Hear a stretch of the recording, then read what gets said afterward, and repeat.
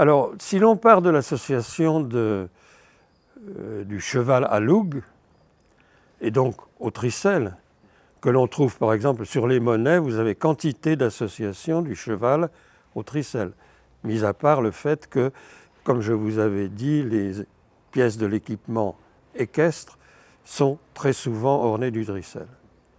Pas toujours, mais très souvent. Donc, si l'on part de cette idée, la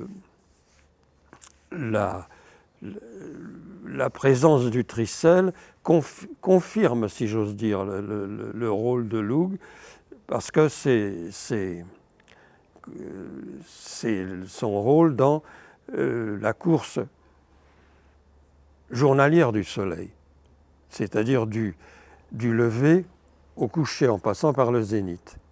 Alors c'est quelque chose, l'idée qui d'origine est probablement très ancienne et commune à un certain nombre de populations, notamment les populations indo-européennes, parce que nous avons une séquence sont des images gravées sur des couteaux qui sont des sortes on les appelle des rasoirs, mais je ne sais pas s'ils servaient à raser ou plutôt à couper quelque chose dans des cérémonies.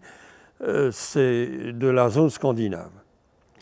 Alors il y a un collègue danois qui a très judicieusement séquencé ces images et il a découvert qu'il y avait là tout le cycle, je disais, solaire qui était exprimé par ces images. Donc à partir du lever du soleil jusqu'à son coucher et son passage par le monde souterrain qui est le monde aquatique. Donc, alors le soleil, si nous on part du monde aquatique où il est accompagné d'un poisson, il se lève avec l'aide d'un rapace. Après, il arrive au zénith où on voit le cheval qui accompagne le disque solaire. C'est très curieux parce que c'est ce qu'on appelle le chariot, couramment le chariot de Trundholm au Danemark. Mais en fait, ce n'est pas un chariot, c'est le cheval devant le disque solaire. Donc vous voyez, c'est cette idée justement de l'accompagnement du soleil. Et puis après, vous avez le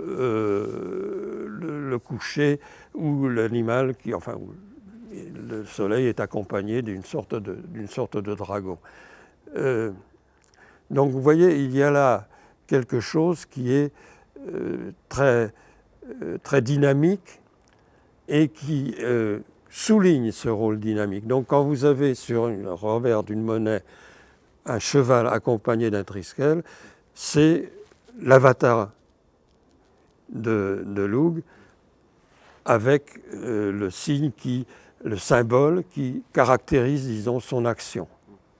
Parce que ce ne sont pas des objets de rituel, mais c'est un condensé, si j'ose dire, de l'histoire qui explique son action.